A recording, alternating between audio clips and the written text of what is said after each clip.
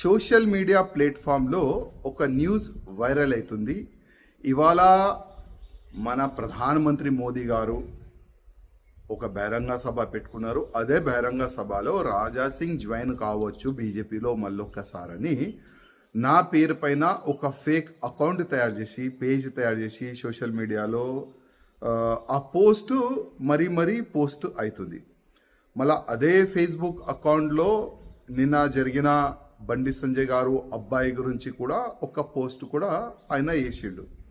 అసలు ఆ ఫేస్బుక్ గురించి తెలియదు, ఆ పేజ్ గురించి తెలియదు.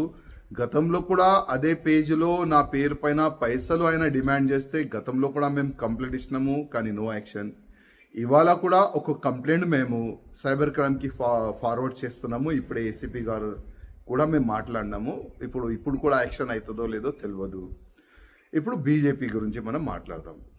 ఇవాళ లేకపోతే రేపు వేరే పార్టీలో మేము వెళ్ళలేము. ఎందుకంటే మా పైన ఒక ముద్ర ఉంది, హిందుత్వం ముద్ర. ఆ ముద్ర తీసుకొని వేరే పార్టీలో వెళ్ళలేము. కానీ బీజేపీలో కూడా రావాలంటే కొద్ది మా పార్టీ అధికారంలో మార్పు రావాలి. మళ్ళొక్కసారి రాజాసింగ్ బీజేపీలో వచ్చి రాజాసింగ్ బీజేపీలో మనం చేపిద్దాం, అదే కోణలో కూర్చొని పెడదామంటే నాకు అవసరం లేదు. ఫస్ట్ అయితే నా కాన్స్టిట్యున్సీలో నాకు ఫ్రీడమ్ కావాలి. నా కాన్స్టిట్యున్సీలో నా జిల్లాలో మీదే హవా నడపాలంటే అది కాదు. నా కాన్స్టిట్యున్సీలో నా జిల్లాలో మీ వ్యక్తులని మీరు అపాయింట్ చేస్తారంటే అది కూడా నాకు నచ్చదు. ఒకవేళ రాజా సింగ్ మీకు అవసరం ఉంటే మీరు పిలవండి, కానీ ఫ్రీ హ్యాండ్ ఇస్తేనే నేను భారతీయ జనతా పార్టీలో చేరుకుంటాను. కానీ ఇవాళ కాదు, ఈరోజు కాదు. నేను పక్కా తెలంగాణలో బీజేపీ గవర్నమెంట్ రావాలని నాలాంటి ల్యాక్స్ ఆఫ్ బీజేపీ కార్యకర్తలు ఉన్నారు.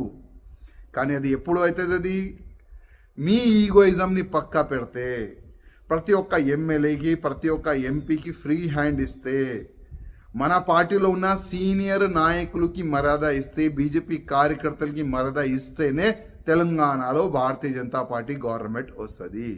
కానీ ఇవాళ జరుగుతున్న ఆ ఫేక్ న్యూస్ని నేను ఖండిస్తున్నాను. నేను ఇవాళ బీజేపీలో వస్తాను ఇవాళ లేకపోతే రేపు. కానీ మా నాయకులు వాళ్ళ ఈగోయిజంని పక్కా పెడితేనే వస్తాను. భారత్ మాతాకి జై శ్రీరామ్.